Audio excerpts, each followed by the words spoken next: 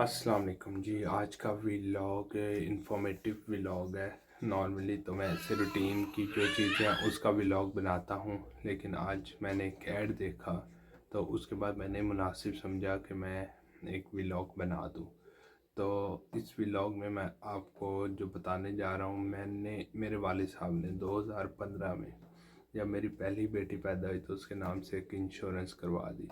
वो जो इंश्योरेंस थी वो थी HBL के थ्रू कराई गई, और जुबली इंश्योरेंस जो कंपनी है उसकी वो इंश्योरेंस पॉलिसी थी।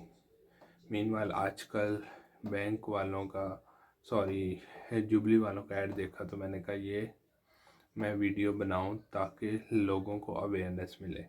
जब आप बैंक में जाते हैं तो वो नॉर्मली आपको एक उनका रिप्रेजेंटेटिव बैठा होता है जुबली वाला, तो वो आपको उसके बारे में गाइड करता है और इस तरह के बेनिफिट्स के बारे में बताता है जो एक्चुअल में नहीं है। बेसिकली आपको मिस गाइड किया जाता है ताकि आप पॉलिसी ले लें। और उसके बाद होता क्या है कि बैंक भी आपका वारिस नहीं बनता और इंश्योरेंस कंपनी भी।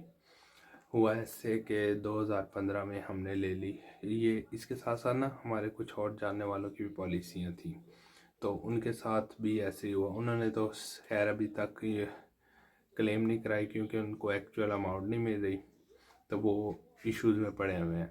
लेकिन हमें जो अमाउंट मिल रही थी हमने ले ली। तो बात करने का मकसद ये है कि आप जब भी कोई इंश्योरेंस पॉलिसी लें तो उसके बेनिफिट्स के बारे में नेट से रिसर्च करें, लोगों का पॉइंट ऑफ व्यू लें। हर दूसरे बंदे ने इंश्योरेंस पॉलिसी कराई होती है। इंश्योरेंस पॉलिसी बेसिकली एक सेविंग प्लान होता है जिसमें आप डिफरेंट प्लान्स ले सकते हैं। मैं आपको इंश्योरेंस पॉलिसी के बारे में तो नहीं गाइड करूंगा, जो यानी कि एक्चुअल हमारे साथ हुआ है मैं आपको उसके बारे में थोड़ा सा ब्रीफ करने की कोशिश करूंगा। हुआ यूँ कि खैर इंश्योरेंस पॉलिसी हो गई। जब इंश्योरेंस पॉलिसी बताई गई तो वो 5 ईयर का टाइम पीरियड बताया गया। होता यूँ है कि आपको 5 ईयर्स का कह के जो उस टाइम मौके पे डॉक्यूमेंट्स फिल किए जाते हैं वो होते हैं जी 10 साल के। पहला तो डिफरेंस यहीं आ गया। चलें, मीनवाइल आपने पढ़ा नहीं है, जो भी है वो आपकी मिस्टेक मान ली गई।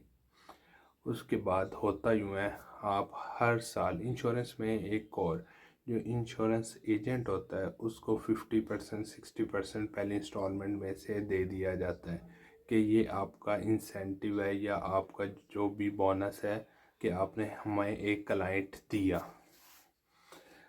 अब कंपनी का अपना काम शुरू हो जाता है। कंपनी को जो पहले इंस्टॉलमेंट में से पैसे मिले उसको लेके वो आगे इन्वेस्टमेंट करना शुरू कर देती है जो एक्चुअल होता है। अब इसमें यह हुआ कि कंपनी ने डिफरेंट जगह पर इन्वेस्टमेंट की होगी या वट एवर जो भी है।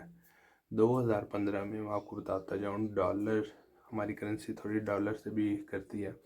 डॉलर था एक 100 112 ये इस पे था, और पेट्रोल की प्राइस से 75 टू 80 85 के दरमियान थी।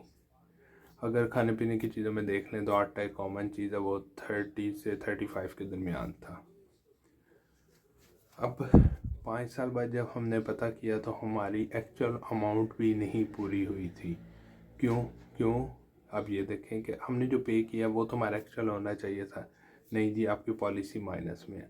आप 10 ईयर कंप्लीट करेंगे तो फिर आपकी पॉलिसी जो है मिच्योर हो जाएगी, उसके बाद होगा।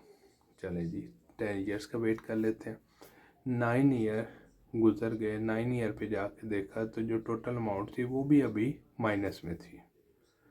फिर जिस तरह हालात हैं आजकल, डॉलर 385 पे है और फ्यूल 263 70 समथिंग जो भी है। अब कोई ऐसी इन्वेस्टमेंट जो 2015 से लेके 2023 तक अपनी एक्चुअल अमाउंट नहीं पूरी कर सकती, वो आपको बचत प्लान या आपने एक गरीब आदमी ने इसलिए कराई कि मैं 10 साल बाद बेटी की शादी करूँगा, बताएं वो क्या आप करें, कितनी महंगाई होगी। इससे बेहतर तो वो ये था कि वो 10 साल में छोटी छोटी चीज़ें लेके इकट्ठी करता। इकट्ठी करने के बाद उसकी ऑलमोस्ट चीज़ें डन हो गई होती। मीनवाइल कंपनी से रब्ता किया गया जी, हमने जो शेयर्स ख़रीदे थे वो शेयर्स आपके डाउन जा रहे हैं। 10 साल में अगर कंपनी पैसे ले रही है, अपने इन्वेस्टर जो भी होगा कंपनीज के साथ इन्वेस्टमेंट कर रही है, 10 साल में उसे ये नहीं समझ आई कि यहाँ पे लॉस हो रहा है तो हम इसको किसी और जगह पे इन्वेस्ट कर दें, वहाँ से ले लें। नहीं, कस्टमर का पैसा कस्टमर जाने वो जाने, उन्होंने अपने जो डिडक्शन होती हैं वो करते रहे। ये हमारे ये चार्जेस हैं, ये चार्जेस हैं, आपकी उस अमाउंट में से अपनी डिडक्शन भी करते हैं। खैर, फिर मैंने डिसाइड कर लिया कि हमने ये पैसे जितने भी हैं वो आप मैसेज करते हैं, आपको अमाउंट शो होती है, हमने कहा वापस ले लें। पूरे नहीं मिले, माइनस में ही मिले।